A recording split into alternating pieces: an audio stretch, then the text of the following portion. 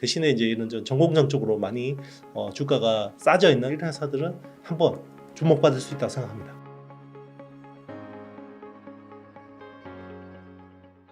일단 AI 쪽 반도체 수요는 굉장히 견조한 편인데요. 네.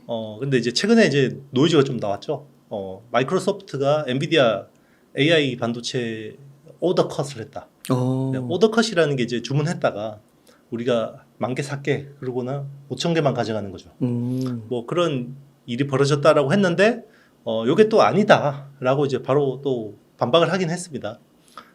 그런 이슈들이 있어서 그동안에 이제 굉장히 짱짱하게 버텼던 엔비디아 주가가 그래도 고점 대비해서 한 20% 조정받았고, 그리고 이제 엔비디아 관련주들 전 세계 시장에서 엔비디아하고 친한 업체들 있잖아요. 네. 뭐 예를 들면 일본의 디스코라는 회사하고, 그리고 뭐 이비덴, 그리고 우리나라는 SK 하이닉스 한미 반도체, 네. 뭐 이런 회사들이 이제 조정을 받았죠. 그리고 네덜란드 베시 뭐 이런 업체들도 조정을 받았는데, 제가 봤을 때 AI는 크게 이제 수요에 대해서는 걱정할 부분은 없는 것 같고요. 그리고 이제 그동안 이제 제일 걱정스러웠던 부분이 이제 내구 소비재를 담당하고 있는 PC하고 스마트폰 쪽이고, 그리고 이제 서버 쪽에서도 AI 쪽은 괜찮지만 일반 서버 쪽은 이제 계속 걱정이 많았는데 8월부터는 PC 쪽 수요도 돌아서는 것 같습니다. 네, PC가 일단 이제 윈도우 10이 이제 곧 서비스가 종료가 되거든요. 네. 그러면 윈도우 11이 이제 되면 이 교체 수요가 일어나고, 그리고 이제 여기에 맞춰서 또 칩셋들이 나와요. CPU들이. 그래서 네. 이번에 나온 인텔의 메테오 레이크라는 칩이 있고, 뭐 이제 그리고 AMD나 뭐 엔비디아도 여기에 맞춰서 이제 칩들을 내놓죠. 그러면 이게 PC 쪽에서 이제 교체 사이클을 또 가져오거든요. 네. 그러면 이제 가장 아직까지 걱정스러운 부분은 이제 모바일 쪽이에요. 모바일이 이제 3년 연속 역성장을 했고, 올해도 역성장을 할 가능성이 높고, 이제 내년에는 어떻게 될 거냐, 요거에 대한 이제 걱정이죠. 그리고 최근에 모바일 쪽에서 그래도 제일 어떻게 보면 별개 따로 놀던 이제 애플이 프리미엄 시장의 절대 강자였죠. 최근에 이제 중국에서 공무원들 대상으로 아이폰 쓰지 말라라고 네. 이제 이야기가 나와가지고, 그게 이제 또 주가적으로는 또 쇼크를 줬죠. 이 애플 같이 큰 회사가 네. 조정을 받았고, 거기에다가 또 이제 화웨이가 3년 만에 프리미엄 스마트폰 메이트 60 프로를 내놨고, 여기에 또 들어가는 칩이 또 7나노 AP. 3년 만에. 네. 이게 이제 SMIC라는 중국의 중신구어지라는 회사에서 만든 파운드리 해가지고 나온 칩인데, 이게 또 쇼킹했죠. 네. 그렇게 해서 네. 지금 테크 산업 동향을 전반적으로 그러면 좀 어떻게 봐야 될까요? 저는 뭐 계속 좋게는 봅니다. 일단은 좋게 보는데, 어떻게 보면 올해 이제 마지막 남은 허들 하나, 약간 부정적인 재료가 남아 있는 게 10월 중에 우리 그 중국 반도체 투자 그 장비 반입 유예가 1년 만료가 되잖아요. 그러면 추가 유예를 받아야 돼요. 네. 그죠? 10월에. 근데 이게 안 될 가능성도 있다, 이렇게 보고 있는데, 지금 자꾸 언론에서는 받을 가능성이 높다라고 자꾸 이야기를 하니까 네. 그게 안 좋아요. 그러니까 받을 가능성 없다 그랬는데 받으면 이게 호재인데, 받을 가능성 높다 그랬다가 못 받으면 이게 쇼크가 되거든요, 시장에는. 네. 그런 부분은 좀 조심해야겠죠. 그러면 허들 하나라고 표현을 하셨는데, 네. 내년에는 좀 좋아진다고 보시는 거예요? 네. 좋아질 수밖에 없죠. 네. 좋아질 수밖에 없어요. 네. 그렇군요. 그러면은 지금 말씀해주신 AI 반도체 수요랑 모바일이나 PC, 서버 이런 부분들에서도 다 좋아지는 거예요? 네, 그렇죠. 계속 안 좋을 수는 없고, 그리고 이제 공급에서 어떻게 보면 계속해서 감산을 확대하고 있잖아요. 특히나 이제 낸드 플래시 같은 경우는 감산폭을 더 키울 가능성이 높거든요. 네. 그래서 단기적으로는 악재죠. 네. 이 악재를 녹여가고 있는 과정이라고 보시면 되고, 이게 이제 조만간에는 또 그 크게 수요가 조금만 올라오면 가격이 크게 돌아설 수 있고, 그리고 이제 디램 같은 경우는 HBM이 또 짱짱하게 버텨주고 있기 때문에 수요는 걱정이 없습니다. 그럼 지금 같은 시기에 현금 여유가 있으면 어떻게 해야 되는 거예요?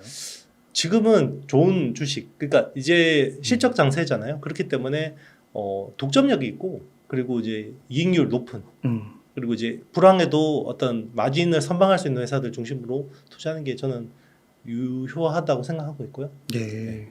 그럼 거기에는 앞서서 좀 얘기해 주신 뭐 애플, 엔비디아, SK 하이닉스, 한미반도체, 삼성전자 이런 게 다 들어가는 걸까요? 그렇죠. 다 들어가는 거고요.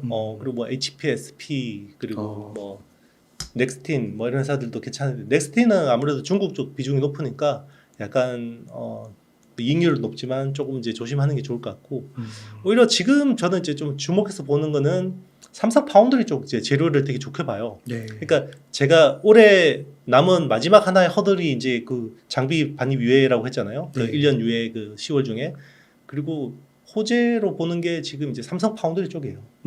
지금 최근에 이제 애플 그 아이폰 프로 그 15 프로 시리즈에 들어간 A17 프로라는 칩이 있잖아요. 이게 네. TSMC 3나노로 생산을 했는데 이게 발열 이슈가 있어요.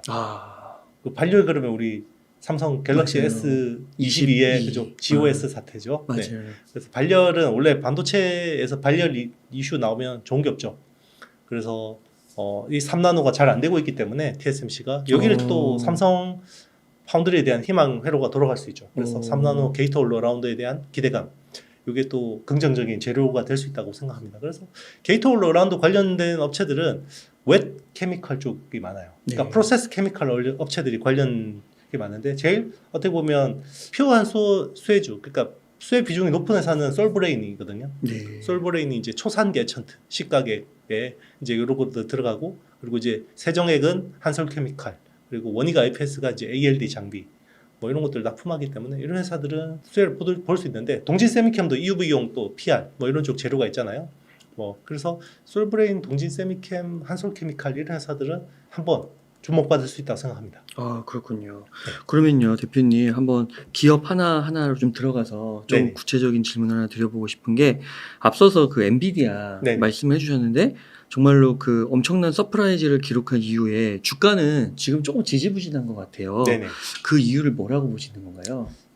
주가라는 게 그렇거든요. 이게 네. 실적 곱하기 기대감이에요. 네. 기대감이라는 건 멀티플이잖아요. 네. 근데 아이러니하게 실적이 안 나올 때 주가가 되게 좋죠. 엔비디아는 그죠? PR이 막 100배, 200배일 때 막 투자자들이 엄청 흥분하잖아요. 그래서 2분기에 엄청난 서프라이즈를 내고 포워드 P가 거의 30 몇 배 수준까지 내려왔어요.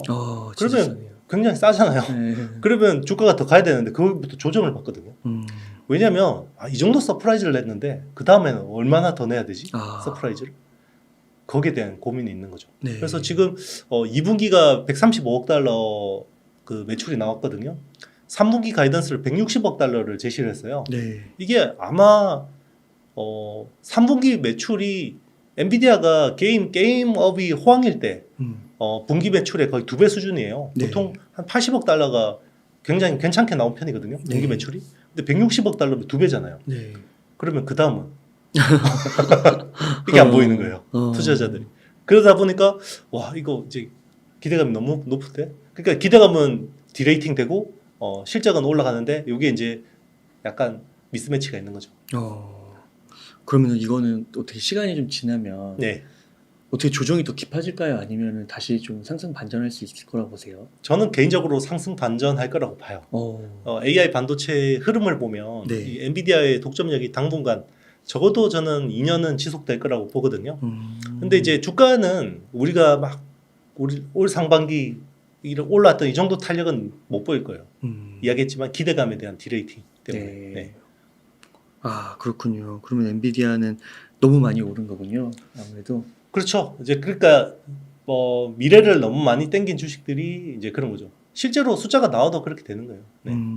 근데 엔비디아 그 보면은 보고서에서 막 $700 제시하고 막 그 이상을 제시한 것도 있잖아요. 네네. 결국은 시간이 지나면 그렇게 될 거라고는 보세요. 갈 수 있죠. 네, 와. 충분히 갈 수 있죠. 애플도 그렇잖아요. 네. 근데 이제 주가 탄력이 우리가 막 그렇게 한 3배씩 오르든가 이런 거 보다가 이제 1년에 뭐 이제 30% 뭐 이런 걸로 만족해야 되는 거죠. 20% 30% 이런 걸로. 아, 그렇군요. 네. 그 애플 같은 경우는 네. 아까 앞서서 얘기했지만 중국 리스크가 있잖아요. 네네. 이런 리스크는 생각보다 크게 작용할 것 같기도 한데 어떻게 보세요? 사실 크게 작용하지는 않을 거예요. 아, 그래요? 네, 제가 봤을 때 큰 그건 없어요. 왜냐하면 그 중국에서 연간 스마트폰 수요가 신규 수요가 한 2억 5천만 대 정도 되거든요. 네. 2억 5천만 대 중에서 가격 생각 안 하고 막 사는 사람들 있잖아요. 네. 부자들. 그게 한 20% 정도 돼요. 비중. 그러면 한 5천만 대 정도 되거든요. 네. 그 5천만 대 중에서 한 4,500만 대에서 한 4,700만 대는 애플 거예요. 비중이. 그러니까 무조건 애플 사는 사람들이거든요. 네. 거기서 이제 뭐 한 100만 대, 200만 대 이런 게 이제 화웨이 좀 사고 이러겠죠. 네. 그리고 이제 화웨이가 지금 생산을 제대로 해낼지도 몰라요. 왜냐하면 SMIC 수율이 얼마나 되는지 알 수가 없기 때문에. 그럼에도 불구하고 주가는 왜 이렇게 그러면 네. 영향을 받냐? 결국 심리죠. 기대감. 네. 그러니까 어떤 실적에 대한 그런 거는 크지 않은데도 불구하고 이제 심리적인 요인이 큰 거죠. 이제 기대감을 꺾어야 되는 거죠. 거기에 대해서. 그러면 다시 애플 주가가 반등하려면 기대감을 높여줘야겠죠. 애플이 기대감을 높일 수 있는 게 뭐가 있겠어요? 그게 뭐가 있을까요? 새로운 디바이스죠. 신성장 동력. 예를 들면 뭐 비전 프로 같은 XR, 네. 애플 카, 그리고 애플 GPT 같은 이런 것들이 뭔가 보여준다 그러면 충분히 반전할 수 있는 거죠. 네. 그 신성장 동력 준비는 네. 애플이 생각보다 뭐 조용한 것 같긴 한데 어떻게 보세요? 애플이 원래 조용조용하게 하는 회사죠. 네, 좀 약간 테슬라는 좀 떠벌떠벌하면서 이제 진행하는 편이고. 네. 그래서 사실 투자자들은 이제 테슬라 쪽에 이제 화끈하다 보니까 좀 이제 그런 건 있는데 결국 나중에 지나고 보면 굉장히 또 묵직하게 이렇게 잘 진행하고 있어요. 애플은. 네. 그래서 앞으로도 어느 정도 그 세계 1위는 네. 고수하는 거라고 보세요? 그거는 이제 불확실하죠. 모바일 혁명의 주역은 애플이었잖아요. 근데 앞으로 벌어질 AI 혁명, 모빌리티 혁명의 주역이 애플이 될지는 모르죠. 네. 테슬라가 될 수도 있는 거고요. 그러시군요. 네. 테슬라는 좀 좋게 보세요. 테슬라 계속 좋게 봅니다. 테슬라하고 애플은 사실은 어떻게 보면 한 시대에 획을 그은 회사들이라고 봐야죠. 테슬라 같은 경우는 주가가 네. 고점 대비해서 그래도 한 30% 정도는 계속 조정을 받은 것 같더라고요. 네네. 그래서 조정폭이 상당히 큰데 네. 앞으로는 또 올라갈 수 있는 걸까요? 테슬라가 이제 어떻게 보면 아이러니하게도 실적을 내기 시작하면서 주가는 재미없어졌거든요. 네. 그러니까 이제 이게 딱 숫자가 찍히면 이제 캡이 보여요. 캡이 보이면 뭐 미래를 이제 너무 많이 땡겨오기가 힘들죠. 근데 숫자가 안 나올 때는 미래를 마구마구 땡겨올 수 있잖아요. 바이오 주식들이 화끈한 게 그런 거잖아요. 근데 바이오가 돈을 벌기 시작하면 주가는 재미없죠. 그렇구나. 네. 근데 테슬라도 약간 이제 그러면 주가가 좀 올라갈 좀 그런 그렇죠. 이제 그 전처럼 막 엄청난 성장주의 주가 흐름은 이제 쉽지 않겠죠. 네. 변동성은 아무래도 변동폭은 좀 줄고 굉장히 이제 단단하게 우상향할 수가 있겠죠. 잘하면 애플처럼. 그렇군요. 그러면 국내로 넘어와서 그 반도체 상승을 좀 주도한 영역이 어드밴스드 패키지. 그래서 대표님께서 후공정을 많이 언급해 주셨고 실제로도 주가가 많이 올라갔는데 이제는 좀 전공정으로도 좀 올라갈 것이다 무게축이. 그래서 어떻게 보시나요? 충분히 그럴 가능성이 높아요. 이제 그동안에는 수요라는 게 확실한 게 AI밖에 없고 그리고 AI 반도체의 핵심은 어드밴스드 패키징이라는 후공정이었잖아요. 네. 그래서 이제 그런 쪽으로 수급이 너무 쏠릴 수밖에 없었는데 요게 이제 중요한 게 결국 삼성의 동향인데요. 삼성이 HBM3 양산과 이제 그 TSMC 코어스라고 하죠. 칩온, 웨이폰, 서브스트레이트라는 2.5D 구조를 요 턴키로 가져올 수 있는지가 되게 중요하거든요. 네. 그러면 그동안에는 대한민국 테크 주식의 AI 수혜는 HBM밖에 없었잖아요. 네. 근데 이제는 HBM뿐만 아니라 파운드리까지 끌고 오는 거기 때문에 그 밑에 있는 밸류 체인에 미치는 영향이 훨씬 크거든요. 네. 그러면 이제 그런 쪽을 봐야 되는 거죠. 거기서 이제 하나 요즘에 돋보이는 게 게이트 올 어라운드라는 전공정이잖아요. 트랜지스터 구조가 바뀌는. 네. 그래서 이제 그런 쪽을 봐야 되는 거죠. 그래서 이제는 점점 전공정 그리고 이제 전통 수요가 또 살아나잖아요. 이제 PC 같은 것들은. 그리고 이제 조만간 모바일이 돌아서면 여기는 전통적으로 원래 사이클, 업사이클은 전공정 사이클이었잖아요. 네. 그러면 또 그동안에 그렇다고 해서 뭐 어드밴스드 패키징이 뭐 조정받는다 이런 건 아니에요. 어드밴스드 패키징은 이제 약간 탄력이 조금 떨어질 뿐이죠. 대신에 이제 이런 전공정 쪽으로 많이 주가가 싸져 있는 이런 회사들이 또 한번 주목을 받을 수 있고 거기에 이제 제가 말씀드린 케미컬 업체들, 솔브레인, 동진세미캠, 한솔케미칼 뭐 이런 회사들 말씀드린 거죠. 그런 기업들도 전공 업체들도 기술력이 어드밴스드 패키징 후공정만큼 좋아요.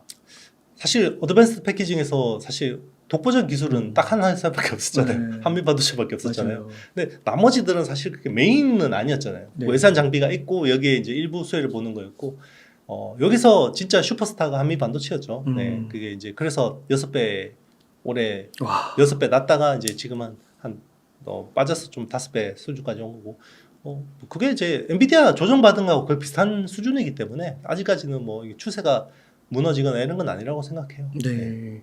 그럼 전공정에도 이만큼의 독보적인 기술력을 가진 게 있어요. 그런 쪽에서 이제 게이트 올 어라운드 관련 보는 거죠. 왜냐하면 게이트 올 어라운드는 삼성만 하고 있잖아요. TSMC는 지금 3나노까지는 핀팻 구조, 기존 구조로 하고 2나노부터 게이트 올 어라운드로 가는 거고요. 예, 인텔도 마찬가지죠. 그러다 보니까 이제 지금은 어떻게 보면 이거는 이제 전제가 삼성이 잘한다는 전제예요. 삼성이 이제 잘하게 되면 게이트 올 어라운드 관련주들이 세게 주목받을 수 있고 여기서는 사실 그 에찬트라고 하는 시가격을 하는 솔브레인이 굉장히 주목도가 높죠. 이 게이트 올 어라운드 방식이 잘 네. 되면 네, 자연스럽게 세계 1위가 되는 거겠네요. 그렇겠죠.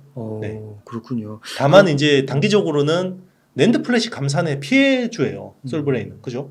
이제 왜냐하면 그 낸드 플래시를 깎는 데 쓰는 인산계 에찬트를 그게 메인인데 지금 초산계 에찬트라는 새로운 성장 동력은 뭔가 자리 잡아가는데 기존 주력 사업이 안 좋은 거잖아요. 네. 그러면 이제 주가적으로 보면 재미가 없겠다라고 볼 수도 있는데요. 반대로 보면요. 지금 그런 낸드 감산에 대한 악재가 프라이싱 돼 있다 그러면 얘는 조만간 주력 사업도 돌아서고 신성장 사업도 굉장히 좋아질 수가 있거든요. 네. 이제 여기서 마지막 남은 하나의 퍼즐은 회사의 IR 스탠스겠죠. 네. 네. 근데 국내 IR이 특히나 케미컬 업체 IR이 사실 좀 형편없거든요. 네. 근데 만약 한미 반도체 정도의 어떤 고급 IR을 한다 그러면 충분히 시세는 낼 수 있어요. 네. 그렇군요. 게이트 올 어라운드 방식은 성공적이라고 보세요. 아직 모르죠.